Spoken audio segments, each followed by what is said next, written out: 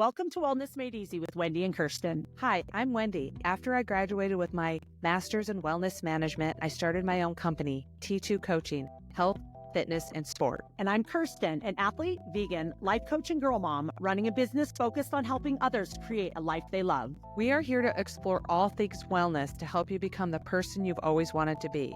So if that's why you're here, open your ears and your mind as we tackle the world of wellness together.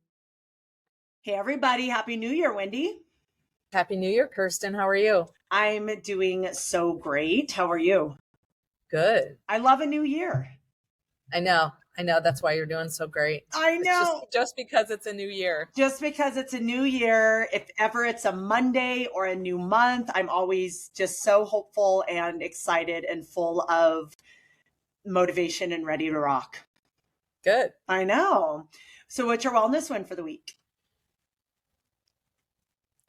Just a relaxing, last 4 days, we did Christmas and then it was a weekend and then it was kind of a chilled out few days before today, New Year's Day. I think I'm a little bit more chilled out the week after Christmas than I am Christmas week. It just depends on any given day, but, without doing our hundreds or, 2,000, 26,000. Right. It was a lot. It makes for a nice kind of relaxing day to go for runs and trails and do some fun stuff. Nice. Yeah. I had a really good wellness win. I was really overwhelmed and busy one day, and I was kind of deciding there was a couple things I could have canceled, but they were things that I already committed to. And I have this app that I use that gives me like a daily affirmation, and the affirmation. And so I was just going back and forth, but I was like I wanted to cancel, but I'm like, oh, you already committed. You should just do it. And then I opened and, oh wait, this isn't the one. It always has such good, okay, I think it's the next one. I wrote it down. Oh yeah. So then I opened my, app that has my daily affirmation, and it said, I'm finally paying attention to what actually makes me feel good. I'm noticing. Oh wait, no, that's not the one. Like I said, they're all so good. Let's see. Okay. Nope. Crap.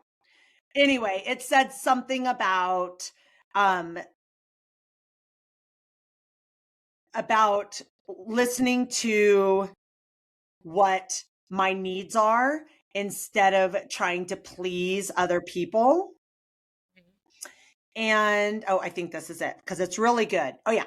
Because you guys, I think a lot of people need to hear this. That's why I wanted to find it. It says, I'm getting better at recognizing when something is not for me. I don't need to force myself to stay in situations that don't feel right. My peace matters more than pleasing people. And that I love. And that just reminded me that I did something. There was a guy who I met in the pool or somewhere in the health club, and he wants some lessons. I was wearing my Ironman shirt, so he recognized me as being a triathlete. He knows me from the pool.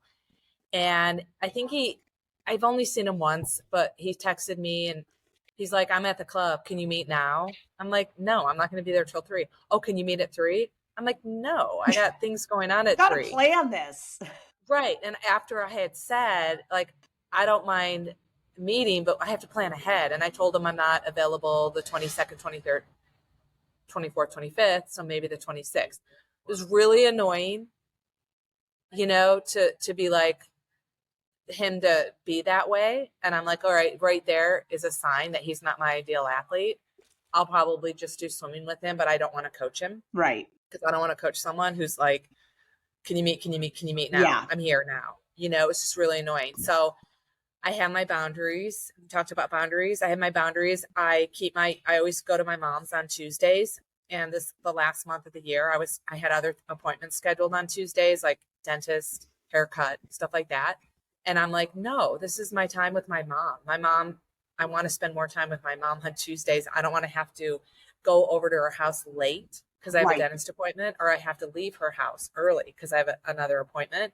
So I feel really good. I know you do that with Cora. Yeah. And I feel really good about having stepped up my boundaries, which is a wellness win. And I just want to say another wellness win is a listener of our podcast. This is the second time he's reached out to me and we've talked on the phone, and he's just been telling me how much he just really loves our podcast. Oh, that's awesome. When last week, we talked a little bit about some of the stats of our podcast, and it said we had a certain number of listeners that this was their number one podcast for the year. And I posted that and somebody responded, "You guys are my number one podcast." Yeah. And I was like, great. I know. So awesome. So yeah, a great reminder, because I feel like I don't know anyone who doesn't struggle with making themselves a priority, setting the boundaries, saying no, especially like Wendy said, she could have been at the club at that time, but she wasn't planning on that. I mean, she was going to be at the club at that time, but she wasn't planning on that specific activity at the club at that time. Mm-hmm. So to say, and you guys, it's okay to say no, and you don't have to even have a reason other than I don't want to, or it's not working for me right now. Right. That reminds me. So my daughter was coaching the little kids in jujitsu. She was helping coach, and little kids, she is a little kid, right? But it's the class under hers. It's the 4 to 6 year olds. And she did it for 2 months and she loved doing it, but she kept wanting to quit. And I said, you can quit anytime. Like, you're volunteering to help coach, but you have to tell the coach you're quitting. And she was always like, I'm scared. And I'm like, what are you scared of? And she was like, I'm scared he's going to say, no, you can't quit. And I go, well, that's not really a thing, because you're not asking him if you can quit. You're telling him that you want to quit. And she was so nervous. It took, I think, 4 or 5 weeks of her continuing to coach and us practicing, like doing role playing, her saying, I don't want to coach right now. And she finally did it. But it was just funny that she kept saying, like, well, what if he says no? What if he says no? And then she says, what if he asks why? And I go, well, what's your reason? She's like, well, I just don't want to. And I was like, well, then just say, I just don't want to. So, we're learning this at all different ages. I wish I was more confident when I was 7 years old to be able to tell somebody, this is what I want, and I don't have to give you a reason. It's just what I want. But we all learn it in our own time. Yeah. So, well, a couple things we wanted to talk about today, since it is a new year. We are going to talk a little bit about resolutions and what we think of them, what our opinions are, maybe share some of ours that we have, each of us. We also wanted to, we do have a few listener questions that we wanted to kick the year off with. But before we do that, last week, Wendy and I drew a word of the year for our podcast. And that word of the year was beauty. And I was like, oh, I like that word, but I didn't really, we did it on the fly. So I didn't really think about like, oh, what does this mean for our podcast? But then Wendy said, she texted me and said, I'm going to ask ChatGPT what they think of our word and how it relates to our podcast. And I'm like, oh my gosh, me too. That's an amazing idea. So I did that. Did you end up doing that, Wendy?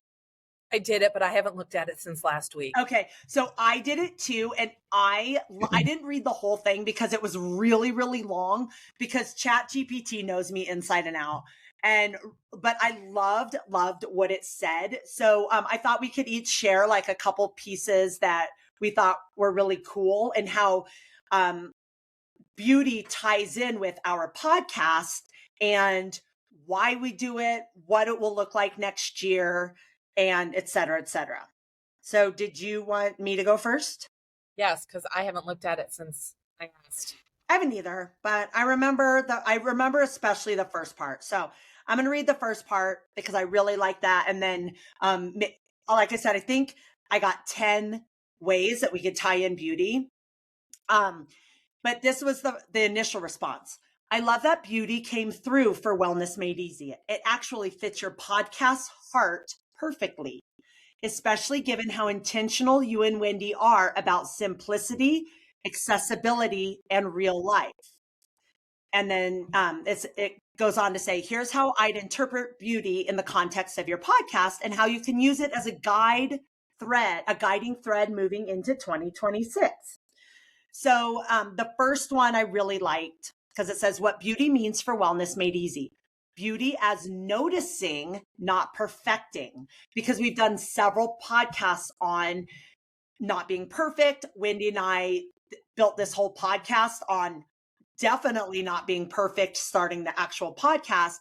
But as we move through our life and get closer toward how each of us wants our ideal life to look, it's a lot about the process, the journey, just showing up, taking a risk, just doing it, and don't worry about how atrocious it might end up. So I really like that. And it said, beauty isn't about aesthetics or polish. It's about attention. For your podcast, this could mean noticing small, ordinary wins. So instead of like we always do a wellness win, it doesn't have to be this humongous, gigantic wellness win. Mine was that I told 2 people in one day that I wasn't going to make time for whatever I originally committed to. And that was really hard because I have an issue with feeling irresponsible by doing that, but I had to do what was true to me. And it was really challenging. It goes on to say, highlighting subtle shifts, more energy, better boundaries, self-trust, and then valuing progress over transformation.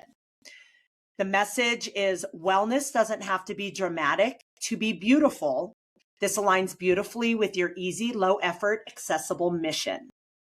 So that, and this went on for 9 more little segments, but that was the first one. And I really like that. And I think that's a great place that I want to start when thinking about how we want to proceed in 2026 is just encouraging people. And Wendy and I always talk about this, but I don't think we remind each other or other people or ourselves enough that little bitty baby steps lead to huge results. Little things you do every single day lead to big changes. And I think that's what that kind of describes and how beautiful that is. I love that. Yeah, me too. So what's one of the things that yours says?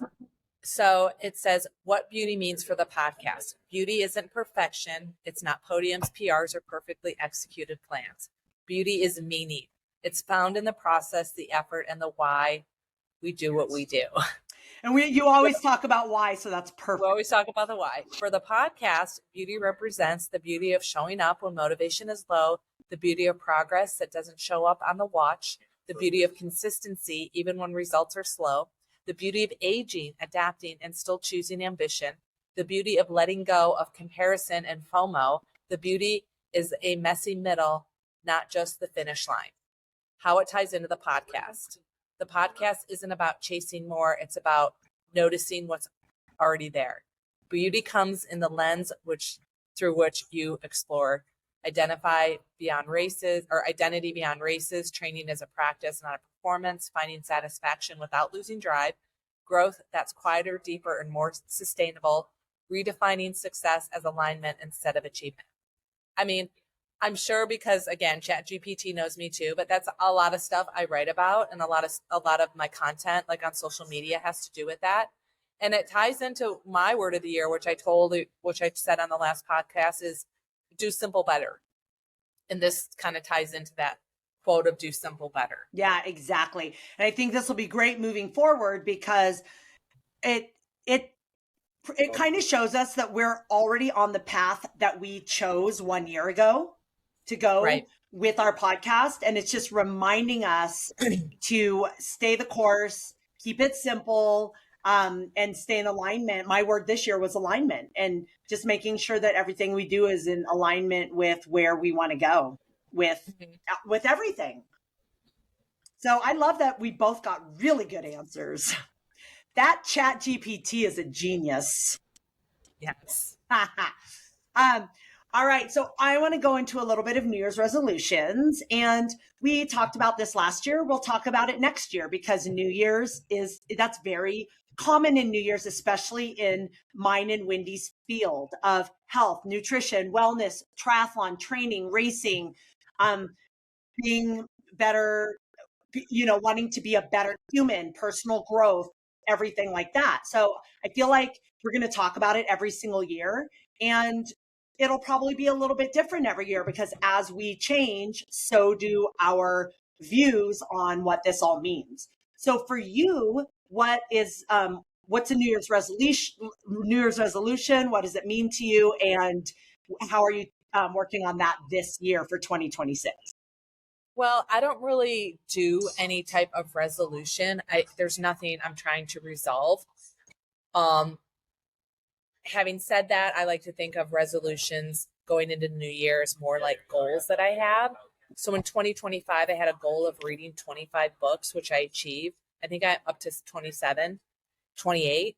And that was a huge accomplishment for me because I've never been a big reader. And I just read a lot of variety of fiction and nonfiction, and just got some of the most amazing stories that I got to read. And so, my resolutions or goals typically are tied to my sports. They used to be tied to maybe nutrition, kind of like Lent, give up candy, give up sweets, stuff like that.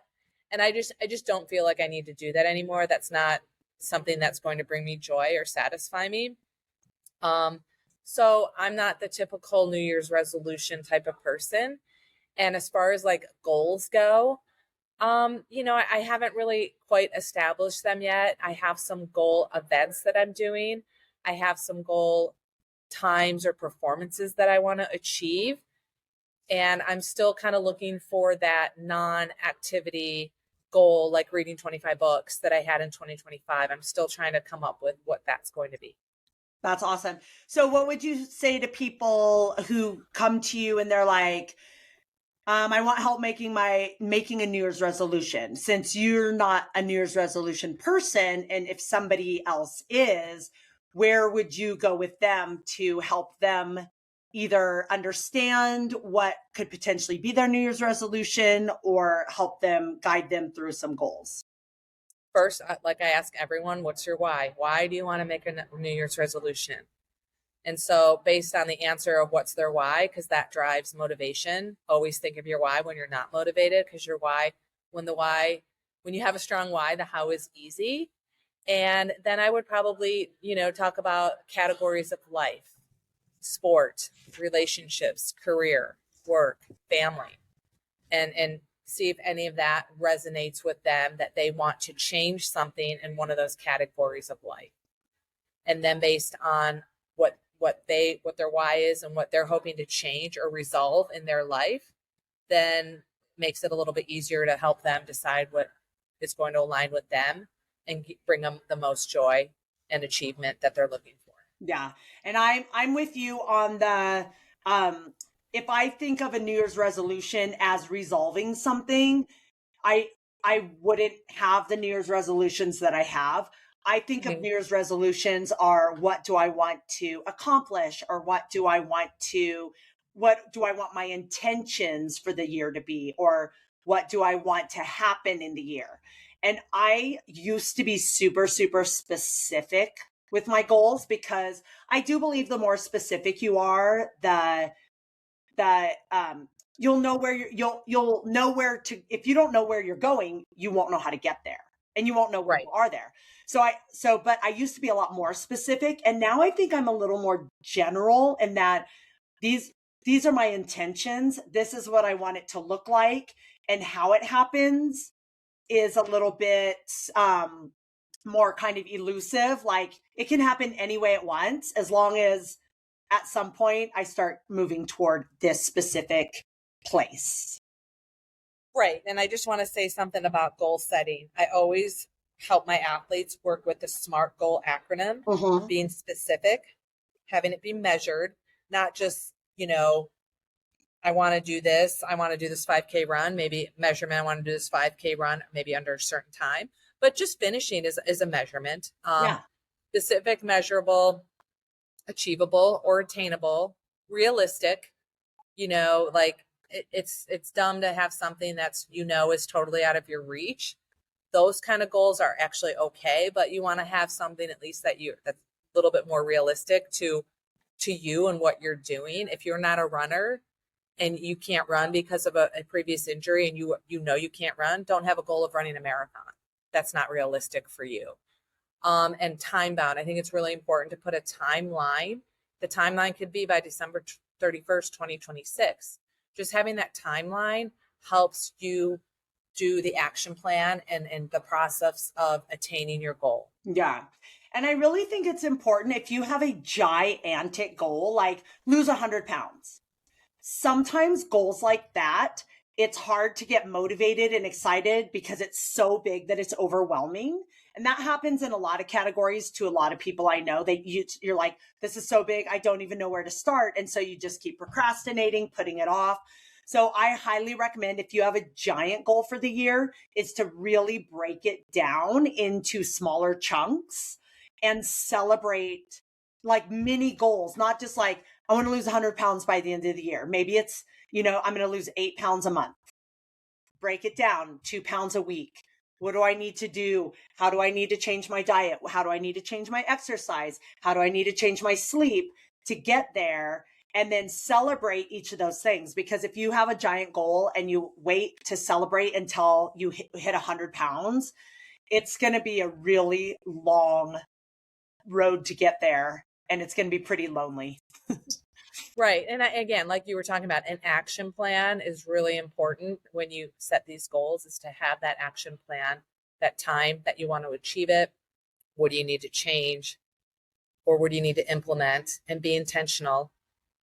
Be intentional about what you're doing to achieve your goal. I mean, I read a lot of books. I was probably done with 15 books the first half of the year. And then I really didn't read much during the summer because my schedule was different. And I like to read at night. I like to it was just a change in schedule. I wasn't reading much. So I really didn't read much in June, July, and August. And then all of a sudden I am like, okay, I really want to achieve this goal. I better get started on these books. And some books were like 400 pages, 450 pages. Some books were 200. And so towards the end, I was choosing some smaller page books. We have a ton of books. My husband's a big reader. And some of the books weren't that engaging, but I'm like, started it, I'm just going to finish it. Right. Most of the books were pretty engaging, very visual. And that's what I loved about them. But I got it done. Yeah. I mean, to me, like when I make a commitment to myself, chances are pretty high I'm going to achieve it, pending something that's out of my control. Or Wendy and I've talked to this before too, or if it just no longer serves us. Right. And so she had this goal, and she knew if she got through these couple books that might not be as amazing, she's still going to find some amazing books in there. So that was enough for her to keep going, even though she was maybe getting a little behind toward the end. Yeah. So I do categories as well for my New Year's resolutions / goals / intentions.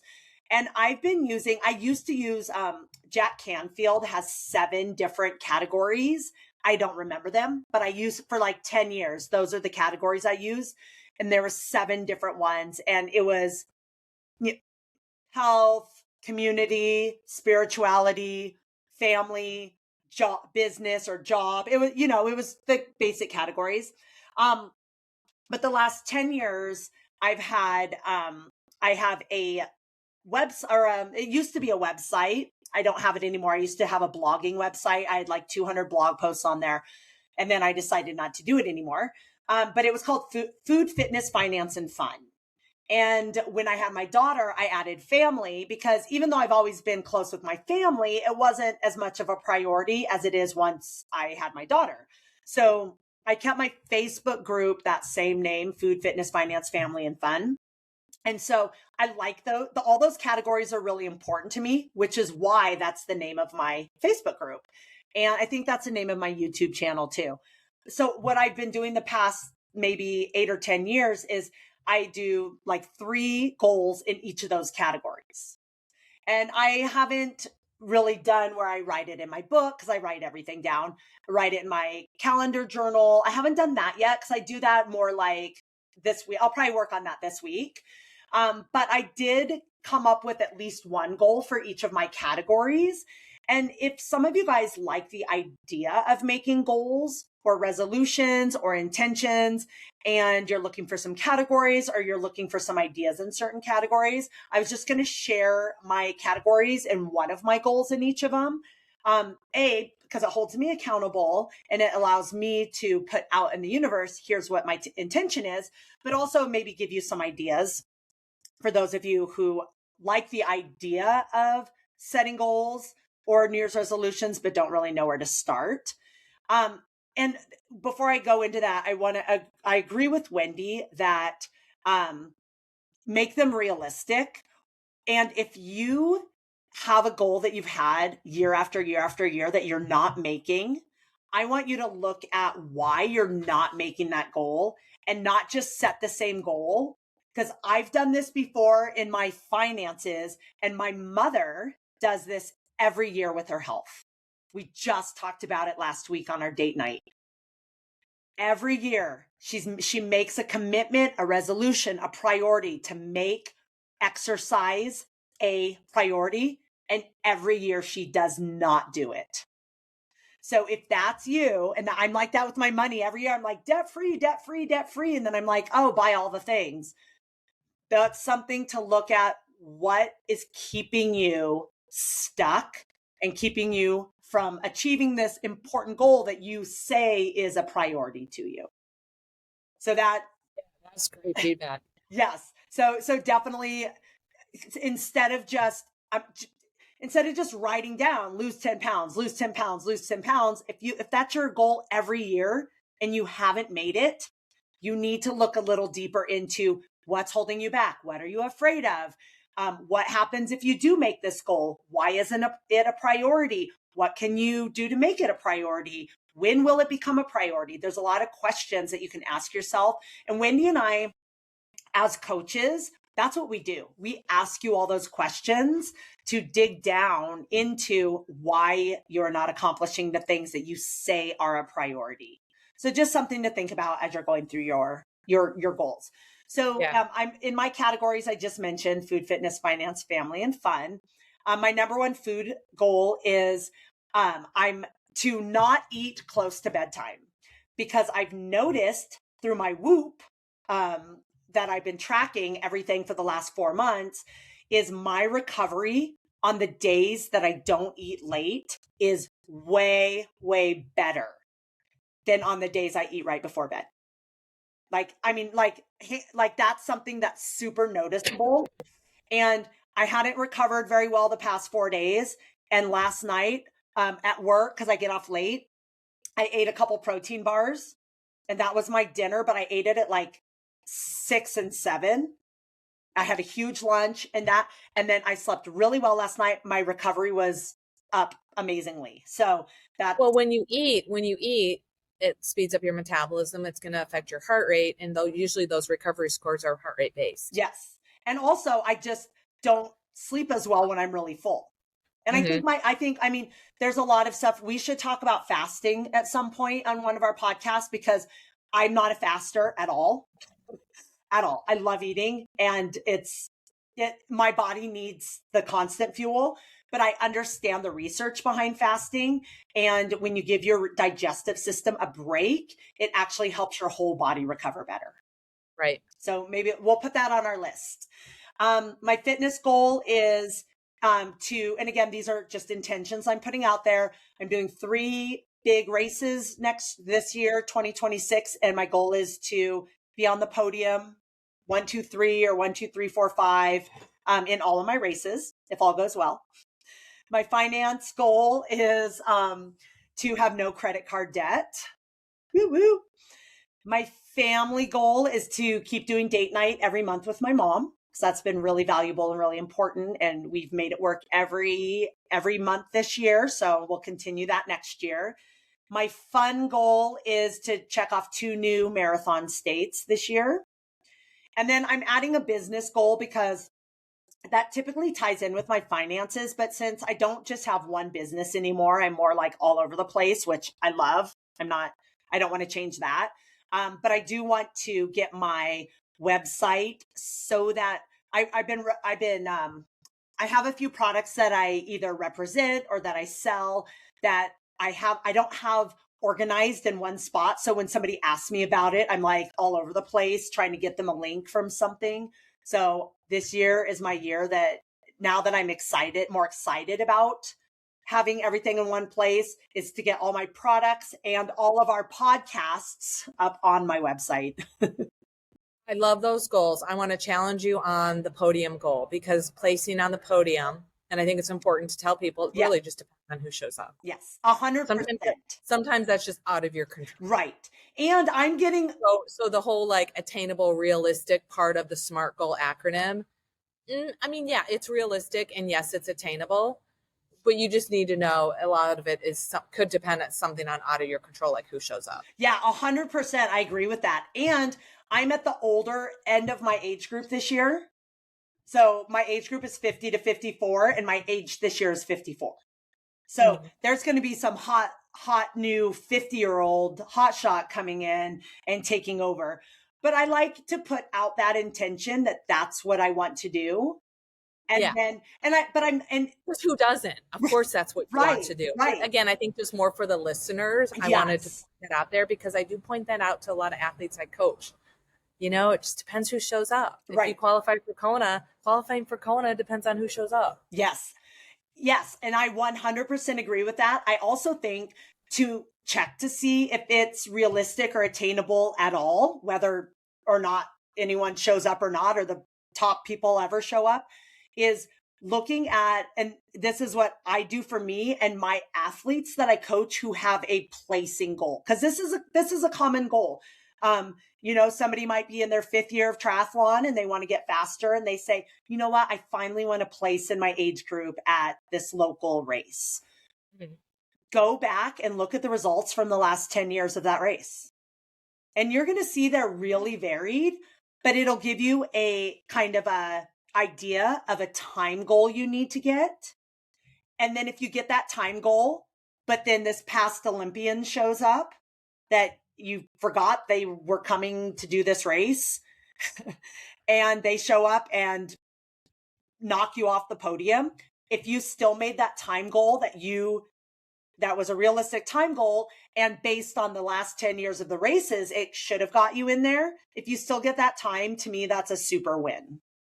Right. Exactly. I agree. Yeah. So there's always a lot of factors. We've talked about that on a couple podcasts, but that's another one that I think would be really valuable for us to add for this year. Because a lot of people want help in figuring out, and I'm sure you've gotten this too. You have a new athlete and they're like, oh, I want to do this race. And you're like, oh, do you have a goal? And they're like, oh no, I don't even have a goal. I don't even know where to start with the goal. So, helping a brand new person who's never really had a goal, kind of help them establish a goal by asking a bunch of questions. So I think a good episode on that would be helpful. People can come listen and we can kind of walk them through how to set a goal for themselves. Yeah, I like that. In the race. Anything else you wanted to add about New Year's resolutions or goals or anything in that vein? I can't think of any. What are you most excited for 2026?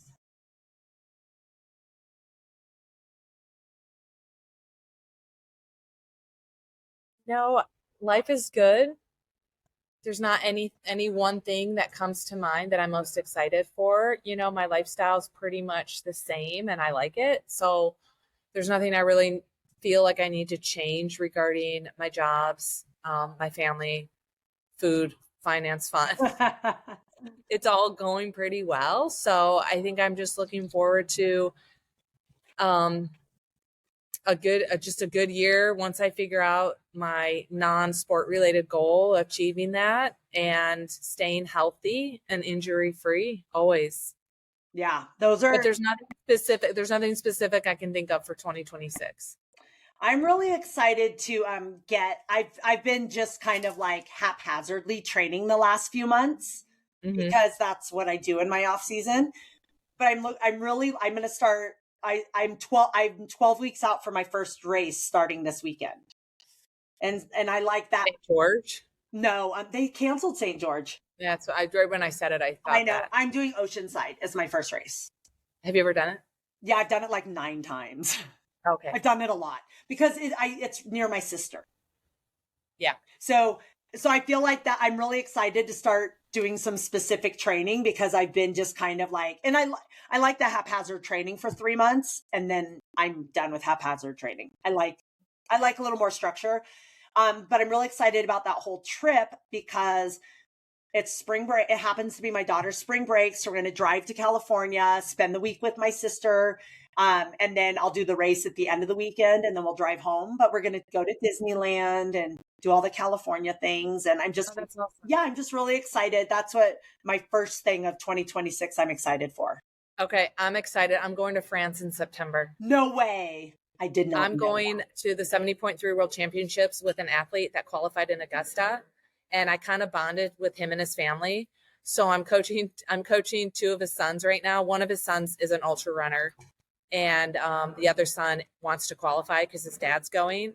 So I'm kind of coaching three people that kind of doing like a trade. Like they bought my ticket. They already bought my ticket. All expenses paid except, what I spend on food and souvenirs and stuff. So that's a huge 2026 thing that I'm looking forward to. Well, because I'm going to France. And not only going to France, but you have said several times over the year that you want to go to these big races as a coach. Yeah. And have it paid for. And that's kind of something that you put out into the universe that you were wanting. And here it's starting to come. I'm so excited for you. I'm so excited. And again, if one of my athletes qualifies for Kona, I have a few that could. They're like, well, I'm going to take you because they listened to that podcast episode when I was out there. Yeah. So I'd love to go to Kona as a paid trip as their coach. Yeah. And you guys, if you're like, I'm not into this resolution thing, I'm not into this goal setting thing, maybe think of something that would be amazing that might happen in your life or that something you want to do and just maybe start telling people and put it out there and you never know what could come of it. Yeah. That's awesome. So you had a couple listener questions. Oh yeah. I was just looking them up. Just everyone, if I go out of picture, it's because my battery died. I forgot to bring a battery. Okay. If yours dies, I had a couple listener questions too. Okay. I'm looking, I actually saved them in my folder Q&A. Here we go. I like this one. So, hey everyone, this is what I saw in a Facebook group. Okay. Looking for advice regarding the minimum run training I can do aiming for my first Ironman finish. Not an amazing time. I've done T20. He expressed some races that he's done. He can easily ride 100 kilometers and swim 4K. But my run volume will be limited as I'm injury prone. So, and then he goes on and on. So my answer was the minimum number of run volume is going to vary. There is no minimum number of run volume. And I said something that I do is run short and frequent for a period of about 3 months before I start ramping up any volume for injury prevention. So this person may not be injured because of running. He could be injured because of bike fit. There's a lot of reasons that you could be injury prone. It could be a simple running form adjustment that he needs to do. So for him to say when his run volume is high, which is all relative, high run volume is relative to the person. I just think it's really important to run based on your time availability to train your fitness level and goals. And for any athlete out there who's just starting a running program or a triathlon program, short and frequent, 1, 2, 3 miles, 4 days a week. Don't just do 1 12-mile run 1 day a week. That is going to set you up for an injury. Right. So I think that was really important. Yeah, I think so too. And the other thing that I would say, because I have my athletes come to me all the time and they're like, I've had a hip problem. My back's starting to hurt. I am 100% sold on cross training. And there are a lot of ways that you can, and I've experienced this myself. So it's not just like hearsay, but I've read about professional athletes doing this. I do it. And so I recommend it to anyone who is, quote, accident prone. Again, we don't even know specifically what that means, but it could be because they're not building up a base. But things like aqua running, deep water running, without a belt will get your heart rate cranked up the way running does. And it mimics the form without any impact. The elliptical, I really like when I'm helping people with their cadence and bringing up their cadence so that they're not over reaching and over striding, because that causes a lot of injuries. And the step mill I like for strength. So if you're working on the leg strength without the impact. So if you're somebody who's injury prone and you have limited time, then maybe not run every single time you have available to run, but maybe do one run on the road or on a treadmill and one run on the elliptical, one run in the deep water. There's other ways to get that fitness and that mimicking that running motion. The only thing that those don't do is impact. But if you're just trying to get through so you can run at the end of your Ironman, then that'll get you to the start line without any injuries. And then if you trash your body on the race, then that you've still made your goal. Yeah. And then did you have another one? Did you have one?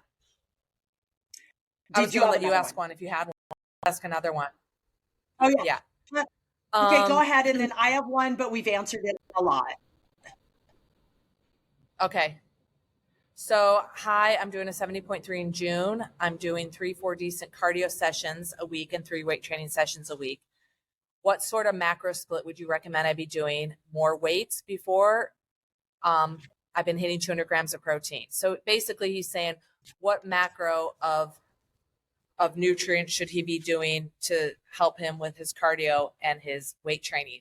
Again, it's so dependent on the person. And I asked him, what kind of cardio are you doing? I mean, is swim, bike, and run considered your cardio? And I think when you have any question about macronutrients or anything, I always recommend seeking advice from a registered dietitian first and foremost. I did my thesis on eating, training, and prevalence of disordered eating among triathletes. I have a lot of knowledge based on my research, myself personally with nutrition. But again, I think it's really important. The registered dietitian, that's what they do. That's what they specialize in. They're the expert. And so, again, asking a question, a very serious question in a random group, and you don't know people who are responding to this question, I think you're putting yourself at risk of asking non-professionals, unless there's a dietitian in the group that's going to answer your question. I think you're putting yourself at risk for getting advice from people who are not the experts. Yes. And things change all the time in the nutrition field. I got my minor in nutrition, and the nutrition today that was, I don't know, 20 or 30 years. That was 30 years ago. The nutrition recommendations today are a lot different than they were 30 years ago. So a registered dietitian is more up to date with what is now with all the, what new research is showing and what is coming out now. Yeah. So my listener question, and we've answered it before, so I'm just going to give a short answer, but so is Wendy. But she said, where do you get your protein? How much protein do I need? I know you're vegan, so can you talk about how you get your protein as a vegan and as an older athlete? So this woman is also an older athlete. I told her we have done an entire podcast about where we get our protein as plant-based eaters, but also just in general, what the general consensus is on protein right now. So definitely go back and listen if you want some details about it. The short answer that I want to give today is protein needs vary from person to person. It depends on your age. It depends on how much muscle mass you have. It depends on, like, this woman is an athlete. Your protein needs are a little bit higher. It also depends on your body weight and your muscle mass that you already have and what your goals are. But in general, the recommended daily dietary recommendations for protein is around one per 1 pound of body weight, 1 ounce of protein. 1 serving. Sorry, 1 ounce. Is it ounce or gram? Gram. I'm like, wait, where are we even? So if you weigh 150 pounds, that average person requires about 150 grams of protein. If you weigh 150 pounds, if you are aging athlete, you need a little more protein. If you're not, if you're just an average sedentary person, it's closer to a half a pound per body weight. Half a gram. half a gram per body weight. Yes. So if you're 150 pounds and you're really active, you're getting a little bit older, then it's around 150 grams. And then if you're just sitting on your butt, average youngster, it's more like 75. So in general, if you eat a wide variety of food and you're eating plenty of calories, you're most likely getting your protein automatically. Yes. And where do I get my protein? Quinoa, brown rice, field roasted sausage. The fake sausage that has like 5 ingredients in it is really high in protein. Pea protein in my Shakeology shake that I drink every day. Sometimes I put in 2 scoops along with my peanut butter, and that gives me like 60 grams just in my smoothie with my Shakeology and my peanut butter. So peanut butter, I put on a lot of different things. But like Kirsten said, just eat a wide variety of food. And if you track it, you'll be surprised that foods that tend to be higher in carbohydrate could still have quite a bit of protein in it. I really like beans. Back when I became a vegan, beans were not high on my list, but they are now. I make minestrone soup like once a week, and there's a lot of beans in it. So it's just kind of paying attention and keeping track. And before you start increasing your protein intake, I think it's really important to know how much you're getting to know if you need more. Yes. Yep. I 100%. That's the number one thing I would say is first track, take like the 5 days of your meals and see how much protein, because I think a lot of people are really surprised that they are getting enough.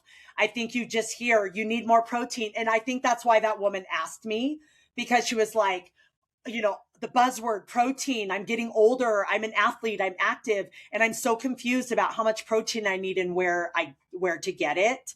And I think if you just keep track of all your meals, check your protein for 5 days in a row of your normal eating, you're going to see that you do get enough, and you'll be surprised where there's protein. Right. So anything else you wanted to add to any of our listener questions? All right.